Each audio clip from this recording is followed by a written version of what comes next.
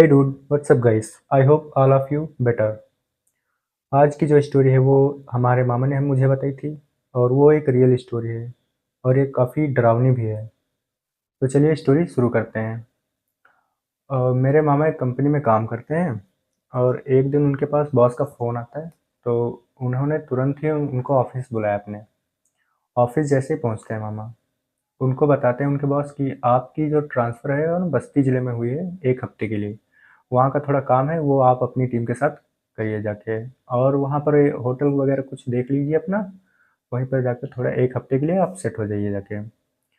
और जैसा कि ये सब चल चल ही रहा था, मामा ने वहाँ पर बस्ती ज़िले में ना कई सारे होटल देखे लेकिन वहाँ कुछ भी नहीं उन्हें मिला, होटल रुकने के लिए कोई जगह नहीं मिली अच्छी सी। तो बड़ी मुश्किल के बाद उन्हें एक घर मिला रेंट पे। घर काफ़ी बड़ा था, फिलहाल अच्छे खासे रुपए पर मिल गया था आराम से। घर रेंट पे लेने के बाद मेरे मामा ने सभी अपने मेंबर्स के पास कॉल की और उन्हें बताया कि बॉस ने हमें ज़रूरी काम के लिए वहाँ बस्ती भेज रहे हैं। तो सब लोग इकट्ठा होइए और हम लोग निकलते हैं, शाम के 5 बजे निकलेंगे यहाँ से। तो सब लोग शाम के वही 5 बजे इकट्ठा होते हैं। फिर निकलने के लिए बस जैसे ही कार में बैठ रहे थे अपनी, कार में बैठने ही वाले थे कि अचानक से किसी ने छींक दिया वहाँ पे तुरंत ही। तो वहाँ पर जो लड़कियाँ थी, 3 लड़कियाँ थी खासकर उसमें, तो लड़कियाँ बोली कि रुक जाइए थोड़ी देर, ये अपशगुन हो गया है, यहाँ पे छींक दिया इन्होंने।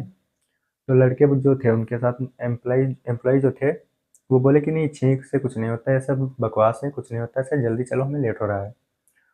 सब लोग बैठ जाते हैं, फिर उसके बाद गाड़ी चलती हुई वही 1-2 किलोमीटर आगे पहुँचते हैं कि अचानक से काली बिल्ली उनका रास्ता काट जाती है। लेकिन कोई गौर नहीं करता इतना और सब ऐसी मस्ती में जा रहे थे, हम बस चिल करते हुए जा रहे हैं, मस्ती करते हुए जा रहे हैं, बढ़िया गाना बज रहा है कार में, सब लोग जा रहे हैं। वही जहाँ इन्होंने मतलब बस्ती ज़िले में घर लिया था रेंट पे, वहाँ पहुँचते-पहुँचते इन्हें रात के वही 10 साढ़े 10 बज जाते हैं और सब लोग काफ़ी थक भी जाते हैं और फिर देखते हैं कि चलो यार कुछ खाना वगैरह ऑनलाइन मँगाया जाए।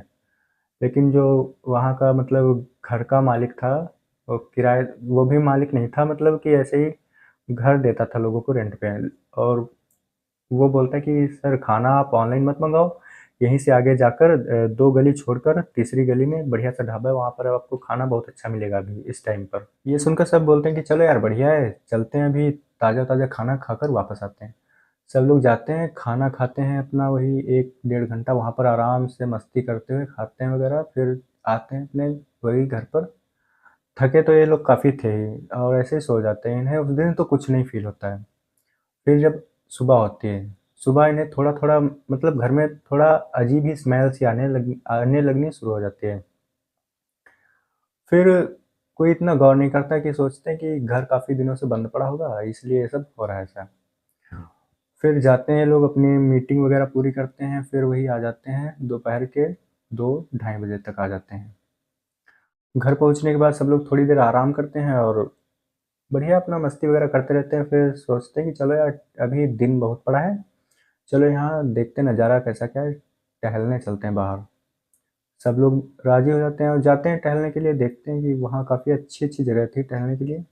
पार्क भी अच्छे-अच्छे थे, सब लोग खूब मस्ती करते हैं, पूरा दिन मतलब मस्ती करते हैं। वही फिर वापस आते-आते इन्हें रात के 10 बज जाते हैं और आकर के फिर उसी ढाबे में जाते हैं, खाना खाते हैं, फिर आते हैं घर।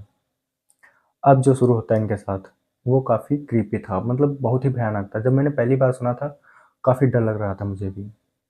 एक बात मैं बता दूँ बीच में, मिस कर गया था मैं थोड़ा।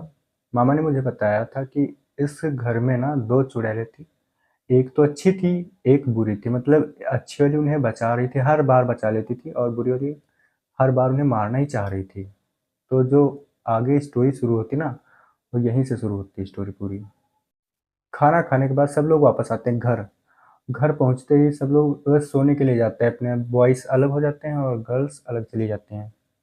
अलग रूम में जाते हैं, सब सो रहे थे, वही रात के बजे 1, 1 या डेढ़ बज रहा था और उनके ग्रुप में एक आकांक्षा नाम की लड़की थी, वो गई टॉयलेट, मतलब उसे 1 बजे टॉयलेट लगी, वही 1 डेढ़ बजे के आस-पास गई थी फिर टॉयलेट करने।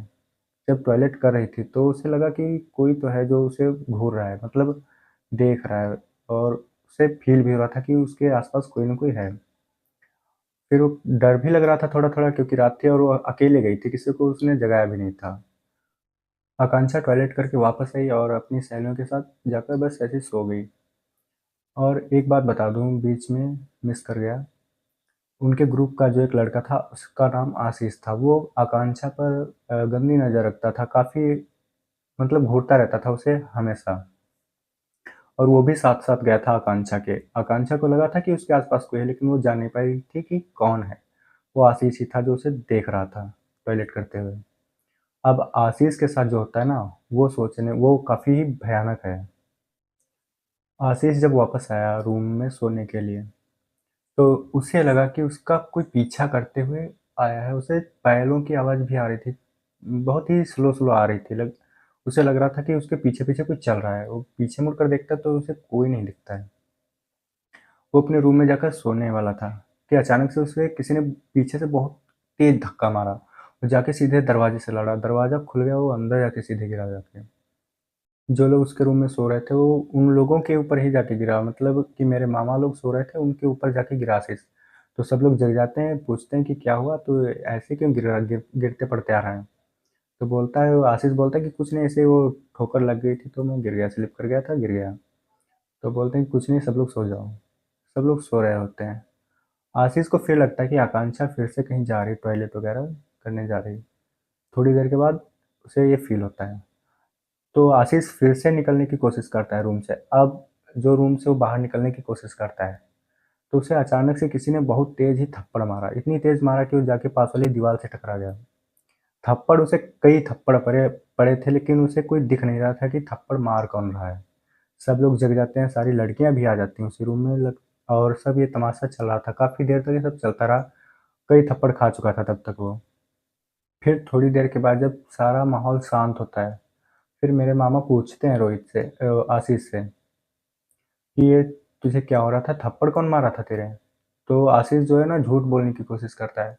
जैसे वो झूठ बोलता है, फिर किसी ने उसे एक थप्पड़ मारा ज़ोर से। फिर आशीष ना सारा कुछ बता देता है कि आकांक्षा को मैंने टॉयलेट करते हुए देखा था, शायद इसी वजह से हो रहा था और फिर से मैं यही करने जा रहा था वहाँ पे। तो सब लोगों ने उसे काफ़ी मतलब डाँटा, बोला कि काम से निकाल देंगे, बहुत कुछ उसे सुनाया भी था। सब लोग आशीष को डाँट रहे थे कि अचानक से आकांक्षा को वही चुड़ैल पजेस्ट कर लेती है आकर और आकांक्षा काफ़ी भयानक आवाज़ में बोलने लगती, चीखने-चिल्लाने लगती है, सबको मारने लगती है और सब लोग डर भी रहे थे काफ़ी, काफ़ी सारे डर जाते हैं और सब लोग इधर-उधर भागने लगते हैं। सब लोग जाकर के एक ही रूम में बैठ जाते हैं जाके के और आकांक्षा अकेली बाहर इधर-उधर टहलने लगती है। और जो छत की रेलिंग थी उस पर ऐसे ही चल रही थी उल्टा-उल्टा, मतलब बहुत ही डरावना सीन बन गया था उस टाइम पर। उस रात सब लोग इतना डर जाते हैं कि मतलब कि क्या से क्या ही हो गया था, ये वाली सीन आ गई थी। सब लोग इतना डर रहे थे कि कोई अकेले बाहर जाने की कोशिश नहीं कर पा रहा था। टॉयलेट भी लगती थी तो चुपचाप बैठा रहता था, टॉयलेट भी नहीं करने जा रहा था। और अच्छी बात ये थी कि वहाँ पर एक अच्छी चुड़ैल भी थी जो उन लोगों का साथ देती थी। आकांक्षा ऐसी-वैसी हरकत कर ही रही थी, सबको डरा रही थी, मार-पीट रही थी। तभी अचानक से वो अच्छी वाली चुड़ैल उस घर में आ जाती है। और जब अच्छी चुड़ैल आती है तो वो बुरी चुड़ैल जो थी वो वहाँ से चली जाती है। वो चुड़ैल जब चली जाती है तब आकांक्षा अचानक से बेहोश हो जाती है और अच्छी चुड़ैल किसी को दिख नहीं रही थी, लेकिन वो अंदर ही अंदर सबकी हेल्प कर रही थी। आकांक्षा बेहोश होती है तो सब लोग देखते हैं, मेरे मामा देखते हैं कि आकांक्षा बेहोश हो गई, तो सब लोग जाते हैं उसके पास।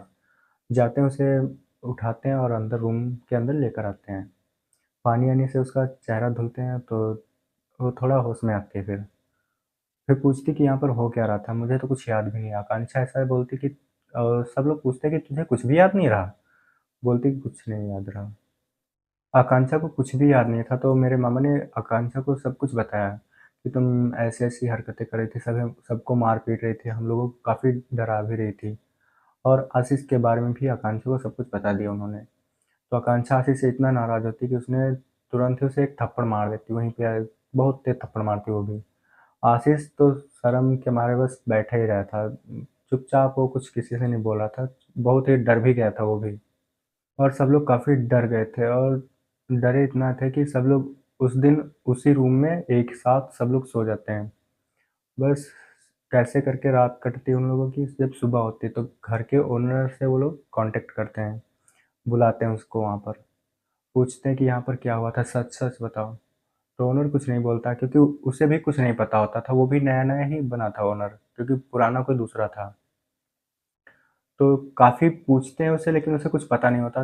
तो बोलता है कि जो पुराना ओनर था इसका घर का, उससे संपर्क करिए आप, उससे आपको जानकारी मिल जाएगी। तो जो पुराना वाला ओनर था वो अपने गाँव गया हुआ था, तो उससे ढूँढने में 1 दिन इन्हें और लग जाता। तो मेरे मामा जो गए थे, वो उसे ढूँढने के लिए गए थे। तब तक के लिए इन लोगों की जो रात कटी वो वाली एक, वो काफ़ी भयानक कटी थी रात। मेरे मामा के साथ-साथ जाना तो सब लोग चाहते थे कि अब वो लोग बस यही सोच रहे थे कि कैसे भी करके बस इस घर को खाली कर दें, तुरंत ही खाली कर दें। लेकिन वो होता है ना कि वो बुरी शक्तियाँ इतनी आसानी से आपको जाने नहीं देती। तो आकांक्षा को पजेस्ट उसने कर लिया। वो फिर से जाकर के एक रूम में उसको अचानक से बंद कर दिया आकांक्षा को। अब आकांक्षा वहाँ पर है तो ऐसे उसको छोड़ के तो जा नहीं सकते थे। तो मेरे मामा ने कहा उन लोगों से कि तुम लोग यहीं रुको, मैं शाम तक आ जाऊँगा। लेकिन उन्हें आने में 1 दिन पूरा लग जाता है।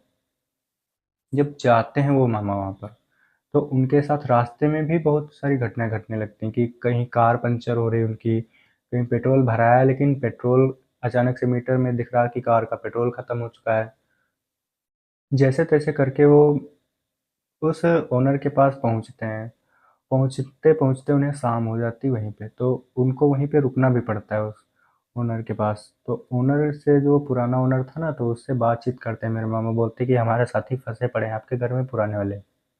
तो बोलता है वो ओनर कि आपको उस घर में जाने किसने दिया? तो मेरे मामा बताते हैं कि ये जो नया ओनर है आपका, ये इसी ने हमें रेंट पे घर दिया था। तो वो भी काफ़ी नाराज़ होता है उस पर, लेकिन उसकी भी गलती नहीं थी, उसे भी नहीं पता था कि घर में ऐसा-ऐसा है।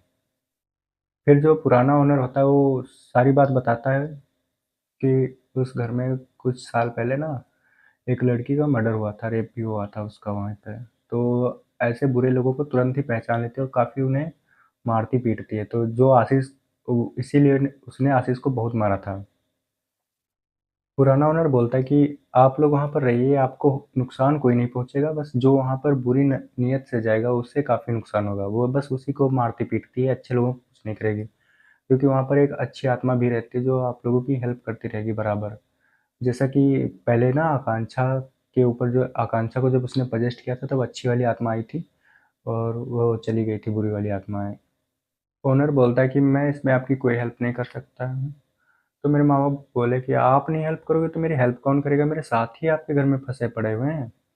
तो ओनर बोलता है कि देखिए आप जहाँ रह रहे हैं ना वहीं पर जाइए। उसी गाँव में एक सिद्ध बाबा रहते हैं, जिन्होंने उस घर को कई बार मंत्रित किया और वो काफ़ी सिद्ध हैं। तो आप वहाँ जाइए, आपको वहाँ से हेल्प मिल जाएगी। तो मेरे मामा ना सुबह निकलते हैं वहाँ से। सुबह निकलते तो उन्हें लगता है कि उनकी कार में कोई पीछे वाली सीट पर बैठा है। उन्हें बैक मिरर से वो व्यू हो रहा था। तो उन्होंने इतना गौर नहीं किया, बस मन में हनुमान चालीसा पढ़ते-पढ़ते चल दिए। बस कार चलती-चलती सीधे बाबा के घर तक ही रुकी जाके वो। बाबा के पास पहुँचने के बाद मेरे मामा ने बाबा को सब कुछ बताया कि जो-जो कुछ हुआ था आज अभी तक।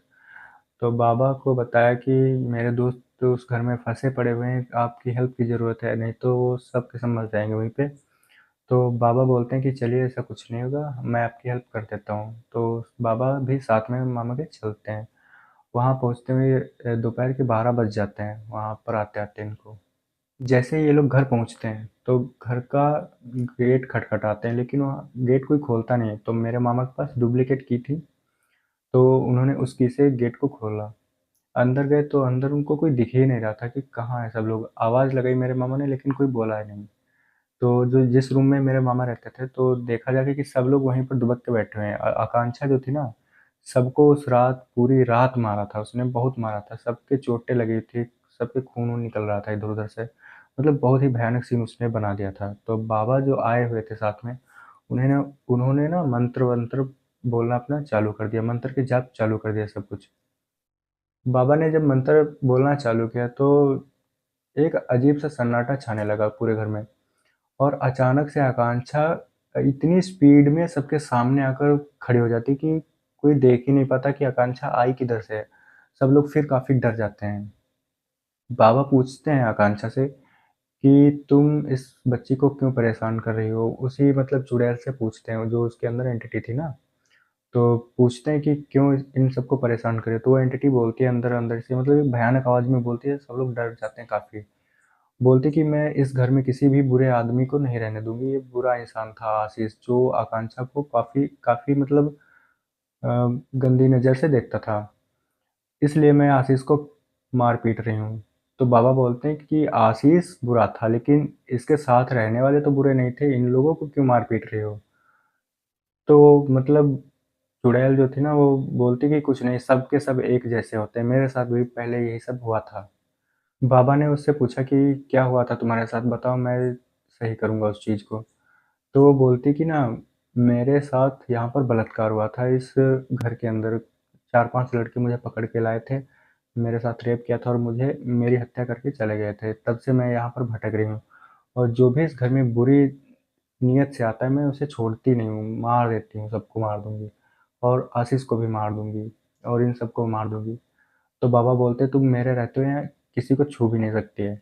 और जैसे ही बाबा ने ये सब कहा आकांक्षा फिर से सबको मारने के लिए बढ़ती है, लेकिन बाबा काफ़ी सिद्ध थे, तो उन्होंने मंत्र चालू किया फिर से अपना बोलना। मंत्र बोले उन्होंने और मंत्र बोलते-बोलते आकांक्षा पर एक मतलब फूँक सी मारी कि आकांक्षा तुरंत वहीं पे बेहोश हो गई। आकांक्षा जैसे ही नीचे गिरती सब लोग उसको पकड़ लेते हैं और सब लोग पकड़ते हैं तो बाबा मंत्र बोल बोल ही रहे थे कि अचानक से फिर से आकांक्षा के अंदर कोई एंटिटी प्रवेश कर जाती है, फिर से उसे पोजेस्ट कर लेती है। फिर वो काफ़ी मतलब बवंडर मचाती है, इधर-उधर फिर से मारने-पीटने लगती है। बाबा भी काफ़ी सिद्ध थे तो उन्होंने जैसे-तैसे करके बस उसको उसके शरीर से बाहर निकाल कर और उस घर में कैद कर दिया, उसी रूम के अंदर कैद कर दिया। फिर साधु बाबा मेरे मामा से बोलते कि आप जितनी जल्दी हो सके यहाँ से निकल जाइए। अगर आज नहीं यहाँ से गए तो फिर ये आपको पक्का है मार के ही मानेगी सबको। तो मेरे मामा ने सब सामान पैक किया, तुरंत ही वहाँ से निकले, अपनी 2 मीटिंग भी ज़रूरी छोड़कर चले आए वहाँ से। फिर वो मीटिंग्स बाद में अटेंड करी जाके उन्होंने। और बाबा ने उन्हें एक ताबीज़ भी दी थी साथ में, आज तक वो लोग उस ताबीज़ को पहने हुए हैं अपने गले में। स्टोरी तो काफ़ी भयानक थी। अगर सोचिए आप एक घर में हो और आपके साथ ये घटना घट रही हो तो आप कैसा फ़ील करेंगे? काफ़ी डर भी लगता है। बिल्कुल। अगर आपके साथ भी कोई रियल इंसिडेंट हुआ हो तो आप हमारे दिए गए व्हाट्सएप नंबर पर भेज दीजिए। मैं उसे नैरेट करूँगा अपनी आवाज़ में। और जब यहाँ तक आ ही गए हो तो हमारे चैनल को सब्सक्राइब किए बिना मत जाना।